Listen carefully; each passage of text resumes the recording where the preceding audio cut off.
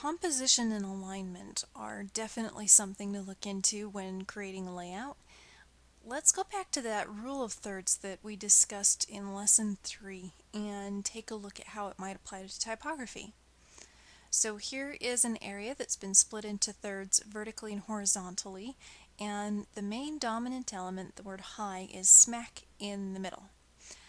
As we said in week 3, it is rather boring if something is smack in the middle. Sometimes that is the intention, but mostly it's just there, it's stuck. Your eye does not go anywhere, there's nowhere to lead your eye, there's no action, so it's a boring layout. Also in this, we've got another line. It says, welcome to the rest of your life. Well, how are you supposed to read this? Do you read it high, because that's what you see first, welcome to the rest of your life? Or do you read the welcome to the rest of your life first because it's above high? Now that's the question. When analyzing a layout, you should be able to answer the 3 W questions. Where do you start reading? What do you look at next? And when do you stop reading? So using that same rule of thirds principle, if we move this around so that the dominant element fits that rule, it's in the upper left-hand corner of the area, then the picture immediately becomes more interesting. And we've also moved this type, welcome to the rest of your life, down to the other intersection. So it kind of balances out this top one, and it also solves the problem of what do we read first, because now this is in a logical order. High is up higher and to the left, where we tend to read first anyway, and then the rest of the phrase is lower and to the right. And we're Western culture, so we read from left to right, top to bottom. So now this is organized visually and intellectually, and it makes sense. Now here's an example I just pulled off the internet of a event poster for P&G, and wanted to point out a few of the things that we've really learned, but how they pull together into a poster. So the picture of the young man is the dominant element. It's the thing that you look at first. The next thing that you look at is the subdominant element. And because this is in the top left corner, we're most likely to go right and down to the words that are different than everything else on the page, and then read down from there. Then my line of sight gets pulled over by these white stripes, and I read this information all through here. So that becomes a line of action. It's the path that your eyes follow when going through the visual hierarchy. So we start here and work down. Some other things that are going on well with this is there is a balance of elements. So we do have a large dominant element up here, but together this type balances it out in kind of the more lower right corner, and then same with these bits and the little circles up here. The other thing to point out is they've really followed the rule of thumb for the number of pieces and elements, which is never have even things. You want to always have odd, not odd as in weird, but odd numbered things. And so if we look at this, we've got 1, 2, 3 main elements, and then kind of a bunch of little stuff around the page. But if we even look at the little stuff, we've got a grouping up here, and it's 1, 2, 3, 4, 5, and a single one down here. So really the only place that a balance 2 is in evidence are these 2 corners, which are looks like the information for the company. So the line of action that this main element creates when you go from the dominant to the subdominant to the subordinate elements looks like this. Anytime your line of action has a good curve in it, that makes the layout more dynamic. So if you're ever looking at something that you've put together and thinking, you know, it's just kind of meh sitting there, try arranging the elements so that the line of action is curved. It's not necessarily always the answer, but it's something you can try.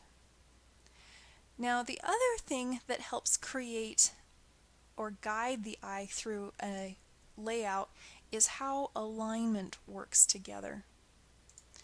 Now, just to remind you, alignment is how multiple objects will share an edge and create a line between them. So my brain connects these as a line, and that makes them all together one element.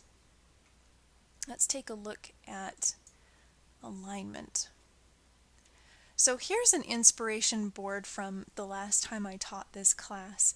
And we're going to start actually with, I grabbed the wrong one, let's do this one. This would be rookie alignment. Rookie alignment is considered the very beginner. This is what people tend to naturally do. And that is to put their pieces on a page and then center all of the type. So all the type is centered. And there aren't really any visual connections from one object to the next. We kind of have a bit of one going on here and maybe here, but that's really it. I would start reading in the top right, but mostly just because that's where I would normally start reading, is the top right. So that's rookie alignment. Let's take a look at a step up from there. This is more beginner alignment. So we've got rookie, super beginner, and this one is learned a few things like proximity and contrast, but is still working on the alignment. So we have a little bit better contrast between some of the type pieces. Now this type that runs along the left edge of this graphic has been right aligned, which is something that you should do when you're running text next to graphics. It is one of those things that will look a lot better if there's not raggedy white space trapped between the text and an edge. So this has been right aligned. The little bits of text down here have been left aligned so that they line up with their dot. But other than that, there's still some slightly off alignment things. So let me grab the next one and point those out. This is good alignment, and good alignment takes into consideration the objects that need to help you read from one to the next, and also connects elements together with even spacing between them.